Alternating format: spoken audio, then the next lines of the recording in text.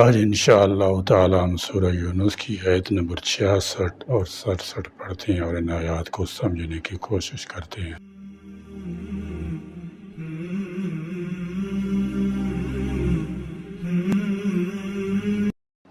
اعوذ باللہ من الشیطان الرجیم، بسم اللہ الرحمن الرحیم۔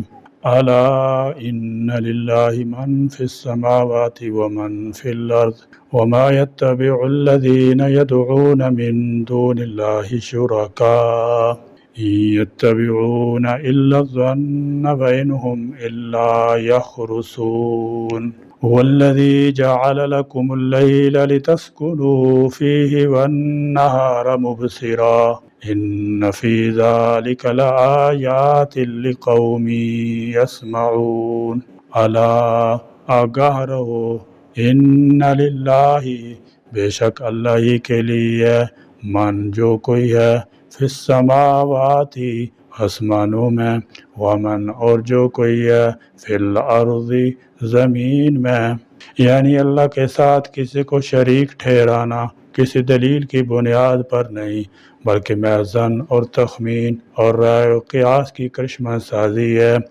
آج اگر انسان اپنے قوائے عقل و فہم کو صحیح طریقے سے استعمال میں لائے تو یقیناً اس پر واضح ہو سکتا ہے کہ اللہ کا کوئی شریک نہیں ہے، جس طرح وہ آسمان اور زمین کی تخلیق میں واحد ہے، کوئی اس کا شریک نہیں ہے، تو پھر عبادت میں دوسرے کیوں کر اس کے شریک ہو سکتے ہیں۔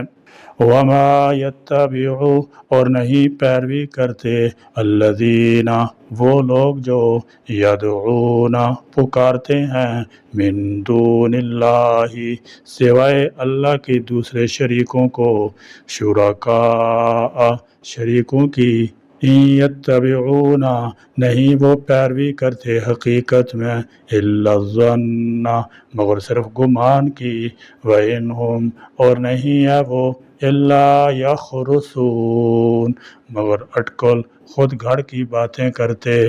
فرمایا الا ان للہ من فی السماوات ومن فی الارض، سنو بے شک اللہ کا ہے جو کچھ آسمانوں میں ہے اور جو کچھ زمین میں ہے، لہذا اسی کی طرف رجوع کرنا چاہیے اور اسی کی وحدانیت کو تسلیم کرنا چاہیے، اسی سے ہدایت طلب کرنی چاہیے، اسی کی کتاب سے پروگرام اخذ کر کس پر عمل کرنا چاہیے اور اسی کے نبی کا بصر و چشم اتباع کرنا چاہیے۔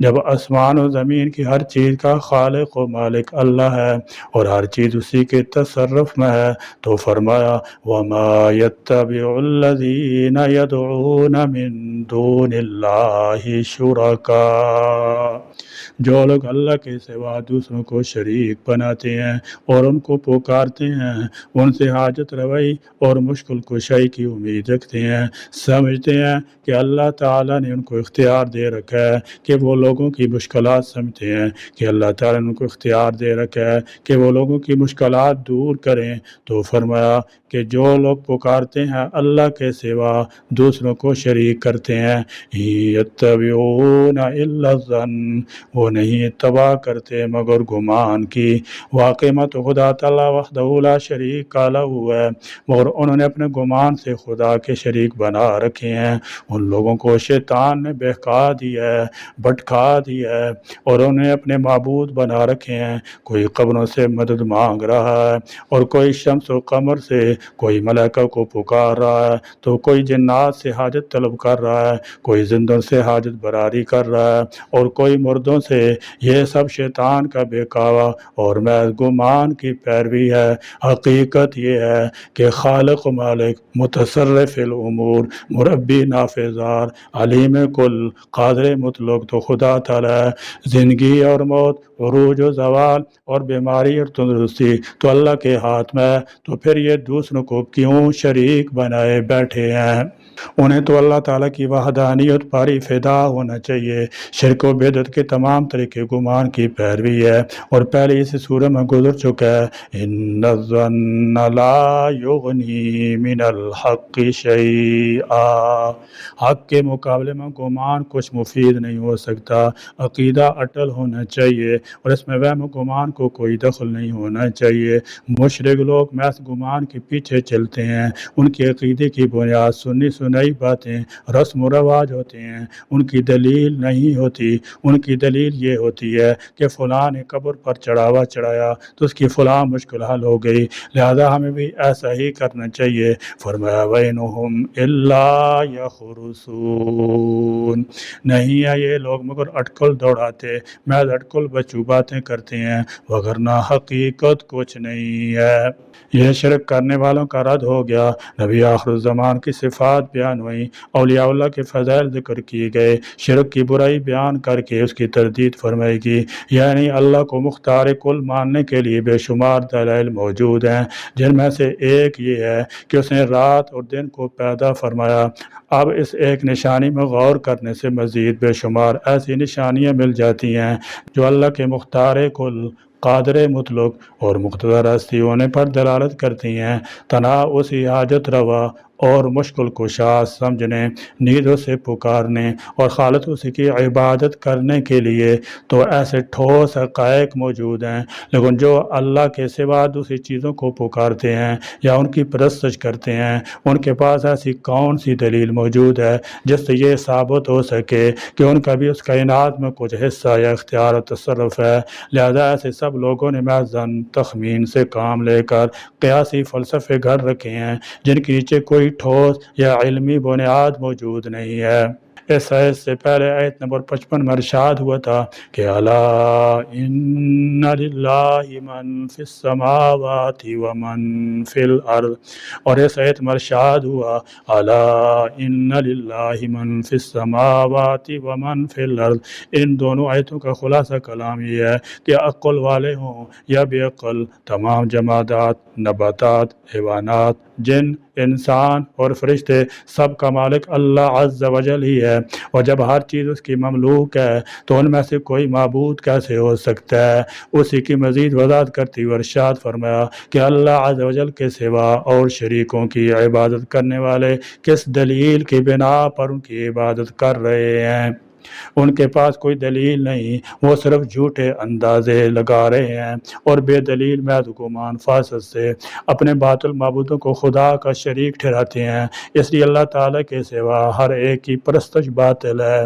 یہ توحید کی ایک عمدہ دلیل ہے۔ اور اس کے بعد اللہ تعالیٰ اپنی قدرت نعمت کا اظہار فرماتا ہے، والذی، وہی ہے اللہ جس نے جعل، بنایا ہے، لکم، تمہارے لیے، اللیل، رات کو، لتسکنوا، تاکہ تم سکون کرو، فی، اس میں، والنہار، اور بنایا دن کو، مبصرا، دکھلانے والا روشن، ان فی ذالک، بلا شبہ اس میں، لآیات، یقیناً بہت بڑی نشانی ہے، لقوم، ان لوگوں کے لیے، یسمعون، جو سنتے ہیں۔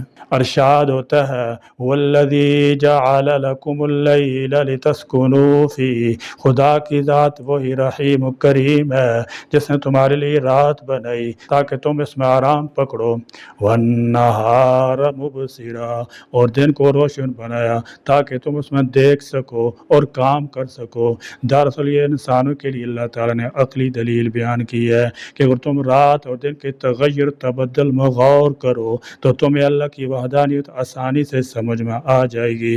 رات اور دن خود بخود آگے پیچھے نہیں آتے، بلکہ یہ خدا تعالیٰ کے قائم کردہ نظام کا ایک حصہ ہیں اور اسی نظام کے مطابق آتے جاتے ہیں۔ سورہ فرقان میں ہے وَهُوَ الَّذِي جَعَلَ اللَّيْلَ وَالنَّهَارَ خِلْفَةً، اللہ تعالیٰ کی وہی ذات ہے جو رات اور دن کو آگے پیچھے لاتی ہے۔ رات اور دن اللہ کی قدرت کی نشانی ہے، ان دونوں کے ساتھ انسان کے مفادات وابستہ ہیں۔ اللہ تعالیٰ جل شانہ انسان کے آرام اور سکون کو رات کے ساتھ وابستہ کر دیا ہے۔ نیند عام طور پر رات کے وقت آتی ہے اور یہ اللہ تعالیٰ کی بہت بڑی نعمت ہے جس کی وجہ سے انسانوں کو کو سکون حاصل ہوتا ہے۔ سورہ نبا میں اللہ تعالیٰ جل شانہ نے فرمایا وَجَعَلْنَا نَوْمَكُمْ سُبَاتًا، ہم نے نیند کو تمہارے لیے آرام کا ذریعہ بنا دیا ہے۔ اللہ تعالیٰ نے رات کی ساخت ہی ایسی رکھی ہے کہ اس میں ہر چیز ساکت ہو جاتی ہے، انسان، جانور، پرندے، کیڑے مکوڑے وغیرہ، حتیٰ کہ درختوں پر بھی ایک قسم کا سکون طاری ہو جاتا ہے۔ کچھ وقت تک کام کرنے کے بعد ہر جاندار کو آرام کی ضرورت ہوتی ہے۔ انسان کے متعلق اللہ تعالیٰ نے خاص طور پر فرمایا خلق الانسان ضعیفا، انسان کو کمزور پیدا کیا گیا ہے۔ اور ارشاد ہے لقد خلقنا الانسان فی کبد، ہم نے انسان کو مشقت میں پیدا کیا ہے۔ ابتدا سے لے کر انتہا تک، ماد سے لے کر لا تک، کوئی انسان مشقت سے خالی نہیں۔ یہ مشقت معاش کے لیے بھی ہوتی ہے اور اللہ تعالیٰ کی عبادت کے لیے بھی، یہ مشقت کمال حاصل کرنے کے لیے بھی ہوتی ہے اور اللہ تعالیٰ کی رضا خوشنودی حاصل کرنے کے لیے بھی۔ بہرحال انسان جو بھی کام کرتا ہے اس کی وجہ سے اس کی جسمانی قوتیں کمزور ہو جاتی ہیں، انسان ذہنی یا جسمانی طور پر تھک جاتا ہے۔ اس کمزوری کو دور کرنے اور قوا انسانی کو بحال کرنے کے لیے نیند کو پیدا فرمایا ہے تاکہ لوگ کام کاج کے بعد کچھ دیر کے لیے سو کر آرام کر لیں اور پھر صبح تازہ دم اٹھ کر اگلے دن کے کام اور عبادت میں مصروف ہو جائیں۔ گویا رات کی آمد اور پھر اس میں نیند کا آنا اللہ تعالی جل شانہ کی بہت بڑی نعمت ہے۔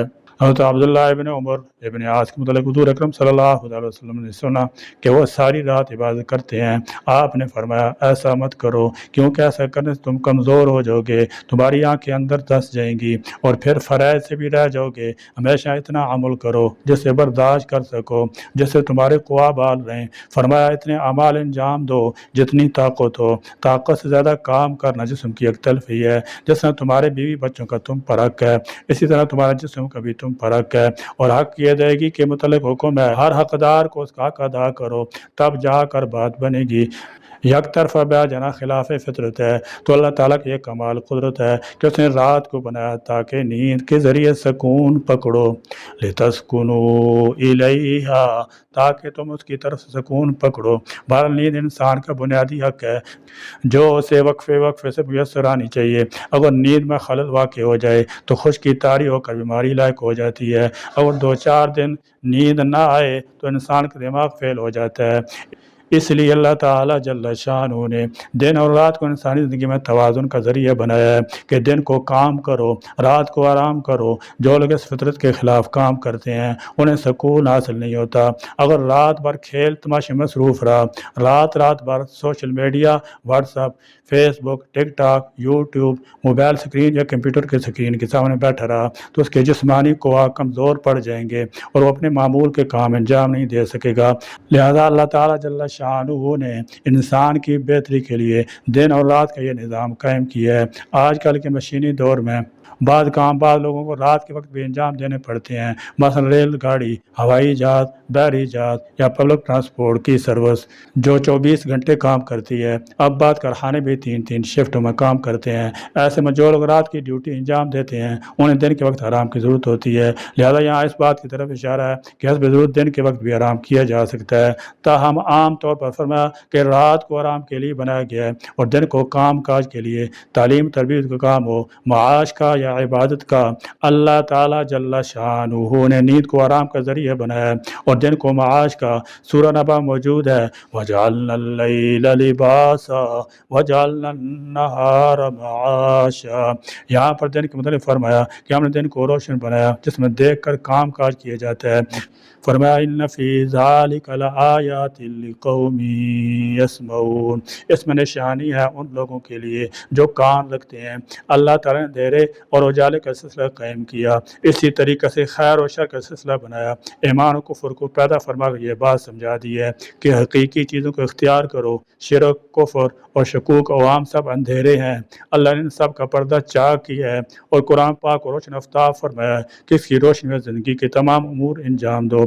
فرمایا دن اور رات تغیر تبدل ان لوگوں کے لیے نشانات قدرت ہیں جو سنتے ہیں اور پھر ان چیزوں پر غور کرتے ہیں۔ کسی چیز کی پہلی منزل سننا ہوتی ہے، جو سنے گا نہیں وہ غور کیا کرے گا اور اس کو کیسے سمجھے گا۔ لہذا ایسا شخص دوسری منزل تک نہیں پہنچ سکتا۔ تیسری منزل کسی چیز کو یاد کرنا ہوتا ہے، اور چوتھی منزل اس پر عمل پیرا ہونا ہوتا ہے۔ اس کے بعد آخری منزل یہ ہے کہ جو کچھ خود اخذ کر کے اس پر عمل کی ہے اسے دوسروں تک بھی پہنچائے۔ تو یہاں پر یسمعون کے لفظ سے پہلی منزل کی طرف اشارہ ہے، کیونکہ سارا معاملہ اسی سے آگے چلے گا۔ اللہ تبارک و تعالیٰ میں قرآن کی سمجھ عطا فرمائے اور ان احکامات پر عمل پیرا ہونے کی توفیق بخشے۔ آمین۔ وآخر دعوانا الحمد للہ رب العالمین۔